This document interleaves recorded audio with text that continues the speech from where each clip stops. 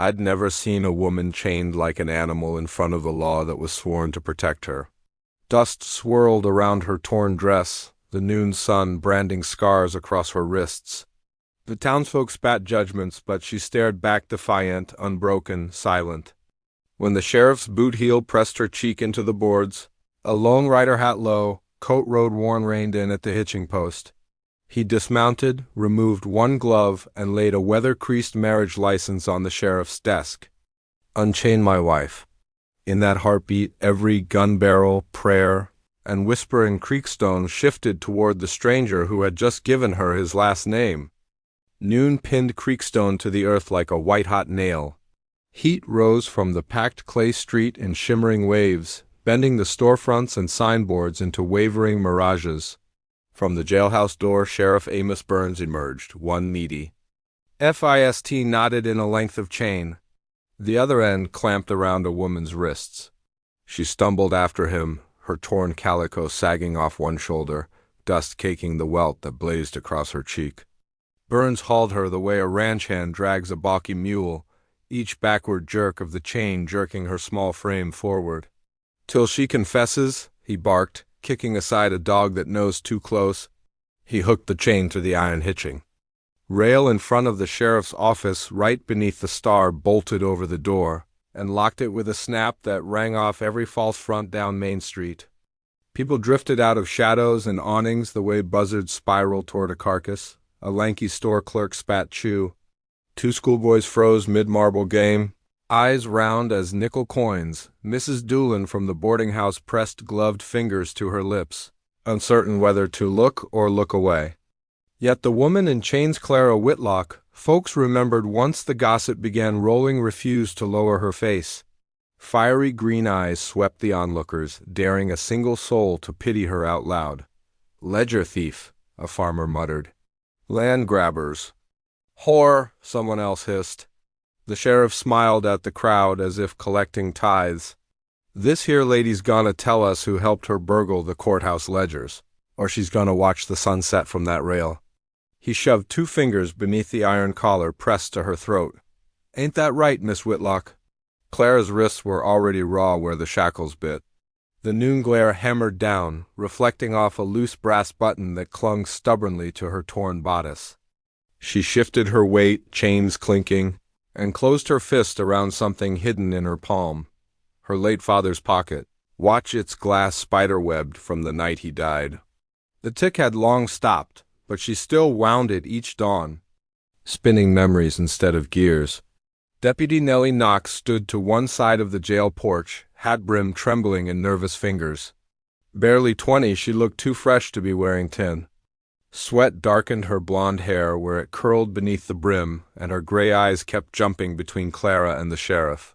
Every so often her hand strayed to the pocket of her duster, feeling for pages she'd torn from the stolen ledger, and hour earlier pages that proved Mayor Harlan Price's signature on a dozen crooked land seizures.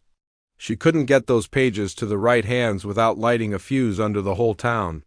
High above them, that very mayor leaned against the balcony rail of the Grand Creekstone Hotel, gold watch chain glinting as he surveyed the scene like a fat spider on the center strand of its web. His smile was small and satisfied, his cigar ember glowing despite the daylight. Burns yanked Clara's chin so the crowd could savor her humiliation. "Tell us your accomplice, girl." She stared beyond him, toward the dusty horizon, and said, "Nothing." The sheriff's open palm cracked across her face. A collective wince rippled through the bystanders. No one stepped forward. Clara's head reeled, copper taste flooding her mouth, but the fire in her eyes only brightened. Somewhere in the bloody haze of pain she saw her father's boots, heard his voice the night he warned her Price would bleed the valley dry. Then newer memories. Midnight, her fingers slipping ledger books into a saddlebag while courthouse lamps burned low. Hoofs flying into darkness with too many truths strapped to her side.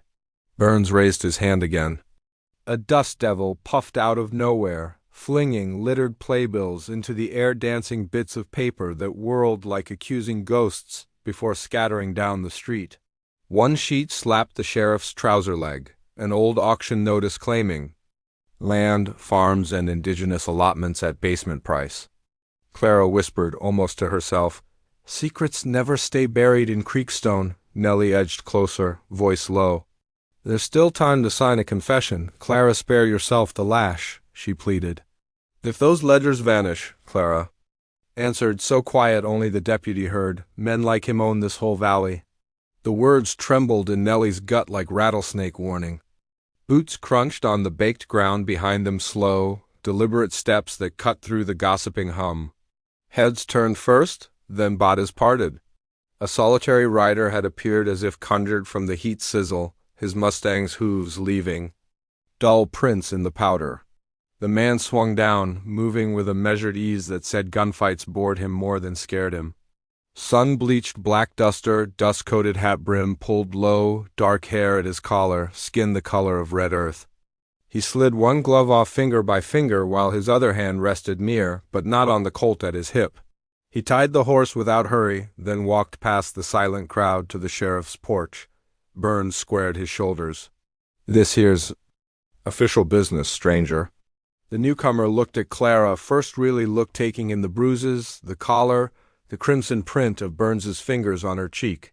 Something flared in the depths of his iron-gray eyes.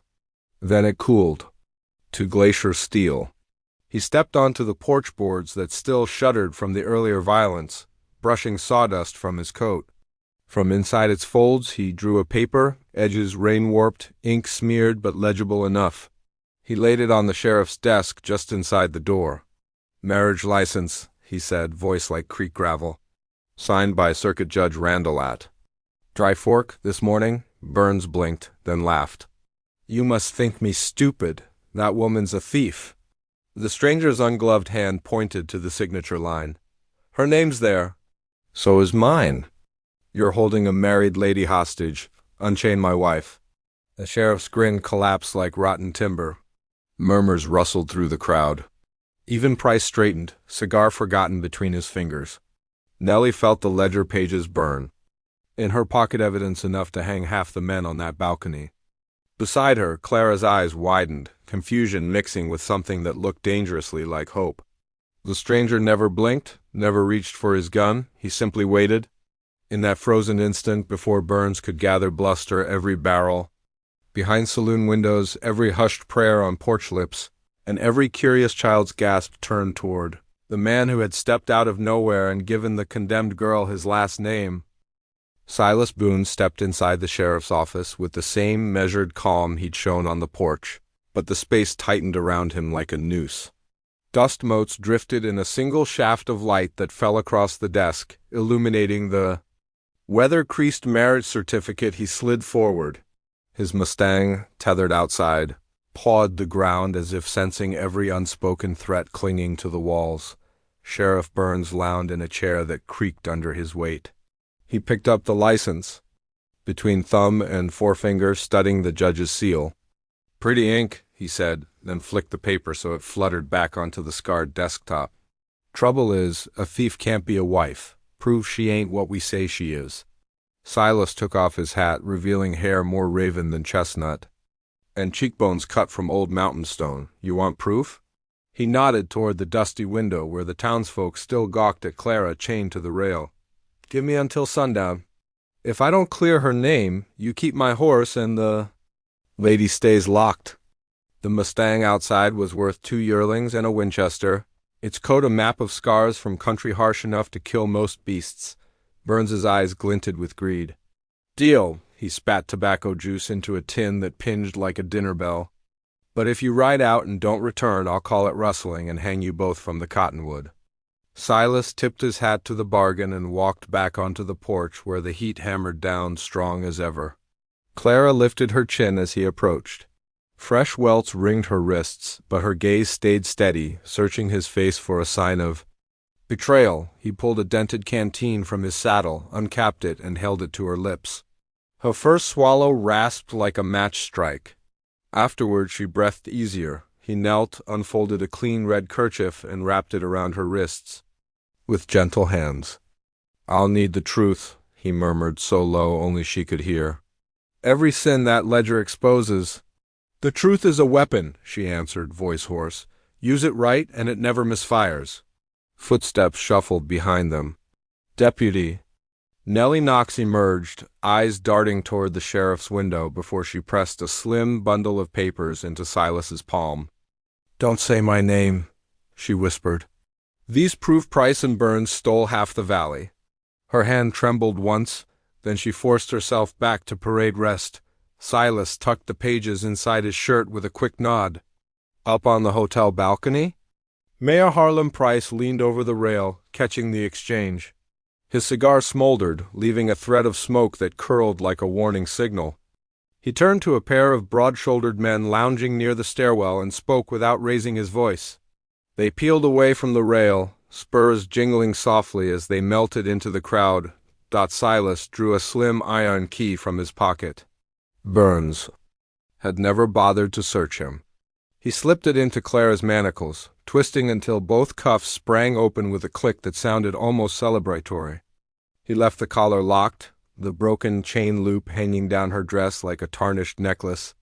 "You still wear the evidence," he said, "but your hands are yours again." Clara flexed her fingers, blood returning in tingling waves. In that small triumph, their eyes met, equal measure of gratitude and resolve passing between them. She hid her freed hands behind her skirt, and together they stepped off the porch. Afternoon shadows crawled long across Main Street as they crossed. To the Mustang. Silas lashed his pack behind the saddle, all motion spare and deliberate. Clara swung up first, ignoring the murmurs about a chained woman riding double. Silas mounted behind her, one arm sliding possessively yet respectfully around her waist. Hush settled over the street as they turned south, hooves clicking like clock gears counting down an unseen hour. Then a single report cracked the silence. Glass shattered on the saloon veranda. Clara flinched as a bullet whistled past and tore a neat red groove across Silas's upper arm. He barely grunted, but the spray of blood darkened his sleeve. The Mustang reared, foam flecking its bit. Silas's reins slackened as dizziness washed over him. Clara snatched the leather, yanked hard, and wheeled the horse out of the shooter's angle before the second gun could fire. Panic surged in the onlookers, but she rode straight through it, urging the Mustang toward the open road. Silas's weight sagged against her back. She felt his breath grow ragged at her ear. Up on the balcony, Price's cigar tumbled to the boards as his gun hand sprang to reload. Their shots echoed uselessly. Dust plumed 10 yards shy of the fleeing pair. Burns burst from the office, fury, red on his cheeks, but the horse was already a shrinking silhouette against the baked horizon. Clara glanced over her shoulder just once, the broken chain glinting in the sun, then bent low over the withers and fixed her eyes on the countryside ahead, the place where ledgers waited, and truth, and maybe the sliver of freedom promised when a stranger carved 2 signatures into paper and called it marriage. The sun was slipping behind the buttes by the time the Mustang crested the last ridge. Below lay the Whitlock Homestead, 2 blackened roof beams jutting like broken ribs from a sagging shell. The barn was only a charcoal outline, and what had once been fields lay furred with silver tumblegrass. Silas reined in near the ruins of a stone well. Clara slid down stiff-legged, the chain that still circled her throat rattling like a restless ghost. Inside, smoke scars marbled the wallpaper. Curls of it flaked away under her fingertips, releasing a faint odor of soot and lilac. She knelt by the hearth where the floorboards gaped. Silas followed, his arm stiff in its blood-crusted sleeve. "Ledger's down here," she said. She pried up a loose plank to reveal a tin biscuit box singed around the lid. When she passed it to him, the metal was still warm from the day's heat, but the papers inside lay dry. He thumbed through neat columns of ink that named every parcel Price and Burns had seized, purchased for pennies, recorded under forged dates, night blue and cold. They built a small fire beneath the skeletal cottonwood out back, its trunk scorched on one side, branches ragged against the new stars. Clara's hands shook as she threaded needle and sinew through Silas's torn flesh. With each stitch the tremor steadied until her fingers moved as sure as clockwork. He watched her profile catch the firelight, the collar chain glittering like a fallen constellation. Price made an offer for Pa's land, she said, knotting the last stitch. Pa said no. A week later, 3 masked men stopped us on the road, called it a robbery. They shot him, burned the house. Sheriff ruled it bandits. Price bought the ashes. Silus flexed his arm, hissed softly, then met her eyes. My mother sheltered Apache families after the army cleared the valley. The town branded her a traitor. Sheriff hung her without trial. I was 14. Price shook my hand afterward and told me to choose sides early. I left instead. They sat in silence except for crackling sap. Finally, she closed the biscuit box, resting her palm flat on its lid. "First light," she said. "We ride back and read this in the square." He nudged another stick into the fire. "We ride." "Together," he agreed, and something unspoken past duty welded to something tender and unfinished. Wind shifted. Horses breathed in the dark more than one. Silas's head came up. Clara doused the fire with a swipe of her boot, sparks snapping. Skyward, shapes dissolved from the night. 4 riders, maybe 5, fanning wide. Clara darted into the ruins, lantern in hand. Silus drew his Colt and melted into shadow at the barn's stump. Gunfire split the stillness. A slug sizzled past Clara as she kicked a loose plank aside, exposing the earthen cellar stairs. She yanked the stopper on the lantern, oil sloshing. Over the boards, then hurled the glass globe downward. Flame erupted in a hollow roar, smoke billowing up the staircase and seeping through cracks in the ruined floor, rolling gray fog that swallowed the moonlight. A tracker charged through the front doorway, coughing, muzzle swinging. Silas's pistol barked once. The silhouette crumpled. Another tried to flank the well. Clara glimpsed him through gaps in the smoke, hurled a broken bottle that shattered against his jaw, staggering him into Silas's line. 2 more shots. Then only the wind and the pop of burning timber. The smoke thinned. One rider bolted for cover, wheeling behind the corral posts. Silus fired. The horse screamed and reared. The rider rolled free, scrambled for his rifle. Clara dropped to one knee, lifted Silas's fallen carbine, and fired. The man folded. Silence closed in again, heavy as the dark between stars. Clara's lungs burned. She coughed, dragging cool air, and noticed the Mustang stamping near the well. In its saddlebag she found a leather folio, unfamiliar. Inside were deed transfers bearing Price's seal signed, notarized, and stamped with allocations of reservation land to future township expansion. She stared at the dates. Next month. He means to legalize the theft before anyone knows, she whispered. Silus limped from the barn, smoke shadow trailing him. She held up the deeds. "It's bigger than Pa," she said. "Bigger than us." He thumbed the edge of one document, eyes narrowing at the bold ink loops of Price's signature. Dawn's first pale wash tinted the horizon, a thin line of hope beyond the ruins. Far off, hoofbeats echoed station coach or search party, impossible to know. Silus shoved the deeds into his coat beside the ledger. "We won't just free you," he said, voice like flint striking steel. "We'll free Creekstone." Clara cinched the saddlebags, tightened the girth, and swung up without waiting for a hand. Silus vaulted behind her, fresh bandage glinting, white where the dawn touched it. The Mustang turned toward town, hooves drumming an urgent promise across the sleeping valley while the last sparks of the homestead fire died behind them, giving way to first light. The sun balanced at its ruthless zenith, baking Creekstone's main street into a strip of white glare. Windows were propped wide, curtains drawn back. People crowded balconies and boardwalks, rifles leaning against railings like truth waiting to speak. Out of the shimmering distance rode the Mustang, flanks lathered but head high. Clara dismounted first, boots touching the dust where yesterday she'd knelt in chains. Silus swung down after her, jaw clenched against pain, his bandaged arm tucked close. He shrugged out of his duster and settled it over her shoulders. The hem brushed her calves, the scent of campfire and coltsfoot clinging to its worn wool. Ledger under one arm, she started up the courthouse steps. Deputy Nellie Knox met her at the doors, tin star pinned straight, chin squared. Inside, Mayor. Price lounged beside the council table, fingertips drumming his gold watch chain. Sheriff Burns stood behind him, hand never far from the iron at his hip. A murmur rippled when Clara entered, some mixture of awe and foreboding, as if everyone sensed history setting its heel on the pine floorboards. She took the center of the room and opened the ledger. Pages fluttered like captive birds before she pinned one flat and began to read. Lot numbers, acre counts, forged signatures, each entry rolled into the hush like distant thunder. Gasps leapt from throats when neighbors recognized their own land recorded under another name. An old rancher slammed his hat to the floor. Mrs. Doolin sobbed once, then straightened and lifted her shotgun so the sheriff could see both barrels. Price's smile thinned to a wire. "You expect reasonable folk to take a thief's word?" He barked, but his voice quavered.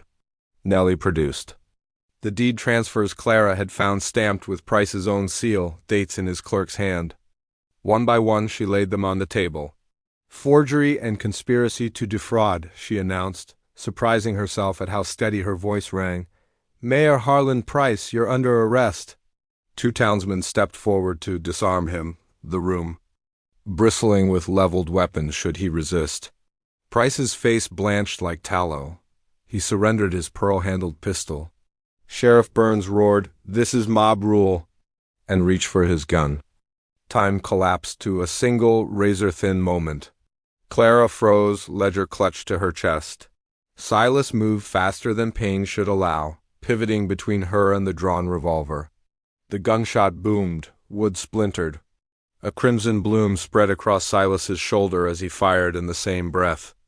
Burns's weapon flew from his grasp, clattering under a pew. The sheriff staggered back, clutching a shattered wrist. Silas's knees buckled. Clara caught him, the ledger sliding to the floorboards. She lowered him gently, her skirts darkening, where his blood seeped. The iron collar chain snapped loose from her neck, links scattering like shed scales. Outside, townspeople surged forward, guns aimed through the open doors to keep Burns contained while Nellie cuffed him. From the street came the rumble of a coach circuit Judge Randall, robe flapping in the dust. He strode in, took one look at the carnage, and demanded order. Within minutes he'd examined the marriage certificate, inspected the seized documents, and pronounced judgment. Burns jailed for attempted murder and corruption, Price detained for fraud, all foreclosed deeds voided. The gavel's crack echoed like the closing of a coffin lid on the old order. Silas swayed, but Clara pressed her palm to his cheek. "Stay with me," she whispered. He managed a weak smile. "Told you the truth never misfires." Outside, as prisoners were hauled toward the jailhouse, townsfolk gathered around Nellie, who still held the sheriff's badge. A murmur rose, small at first, then full-throated. They wanted her in the office until elections could be held. She blinked in astonishment, then pinned the star back on, cheeks flushed with honor and fear. Weeks rolled by. Sunflowers pushed through the ashes of Clara's homestead, and cattle grazed unfenced hills again as boundary lines were redrawn. The courthouse bell tolled each dawn to summon families for restitution claims, Nellie presiding fair as a balancing scale. One clear afternoon, Clara and Silas stood before a freshly whitewashed storefront on Main Street. A hand-painted plank rested against the wall. Together they lifted it into place above the door. Whitlock Boon Land Office Justice Free and Fair. Clara hammered the final nail. Silas steadied the board, sling looped around his healing arm. When it was secure, he stepped back, dusted his hands, and glanced at her as though seeing the world set right. Clara unlocked the door, swung it inward, then paused. She pulled the key free and locked it again from the outside. Customers could wait until tomorrow. Tonight belonged to them. She slipped the key into her pocket and slid her fingers through his, their joined shadows stretching long across the street. In the hush between daytime bustle and lamplight, Creekstone breathed like a newborn town. His thumb brushed the faint scar the collar had left at her throat. "You kept my heart beating," he murmured. She leaned her forehead to his. You gave me your name, she said, voice soft but sure, and together we gave this town its soul.